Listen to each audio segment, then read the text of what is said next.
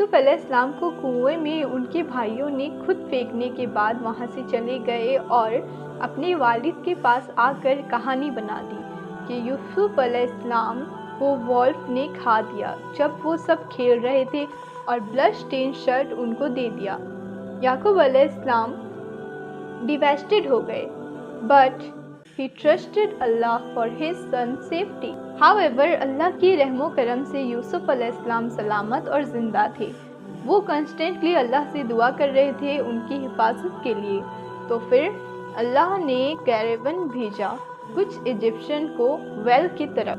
کیریون سے ایک آدمی بکٹ آف واٹر ڈریو اپ کیا to quench their thirst، اپنی پیاس بجھانے کے لیے۔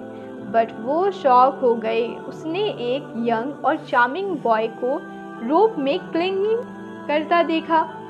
ان لوگوں نے یوسف علیہ السلام کو اپنے ساتھ ایجپٹ لے گئے اور یہ نیوز پورے ایجپٹ میں پھیل گیا کہ ایک بہت ہینڈسم بوائے آکشن ہونے جا رہا ہے۔ بہت سے ویلدی بیڈرز کنفرم کرنے آئے اس کے چارم اور بیوٹی کے ریومر ٹرو تو نہیں۔ ان کی اسٹریکنگ بیوٹی کو دیکھ آکشن بہت زیادہ بڑھ گیا۔ فائنلی سب سے بڑے اور ویلدیسٹ بیڈر نے یوسف علیہ السلام کو خریدا۔ He was none other than Al-Aziz, the chief minister of Egypt. العزیز یوسف علیہ السلام کے نیو ماسٹر تھے۔ ان کے بیوٹی سے میسمرائز تھے۔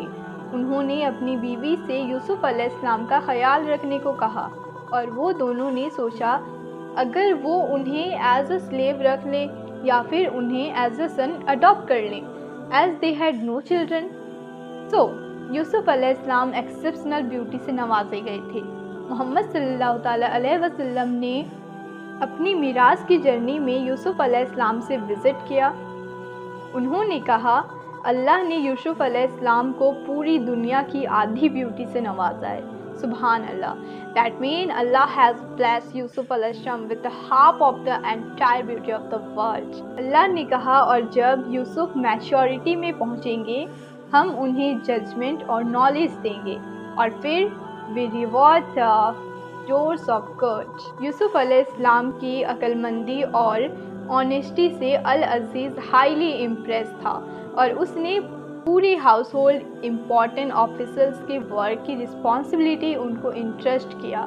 جب یوسف علیہ السلام بڑے ہوئے، میچورڈ مین بنے، وہ ایک عجیب آزمائش میں انکاؤنٹر ہوئے تھے زلیخا کے وقت سے جو العزیز کی بیوی تھی۔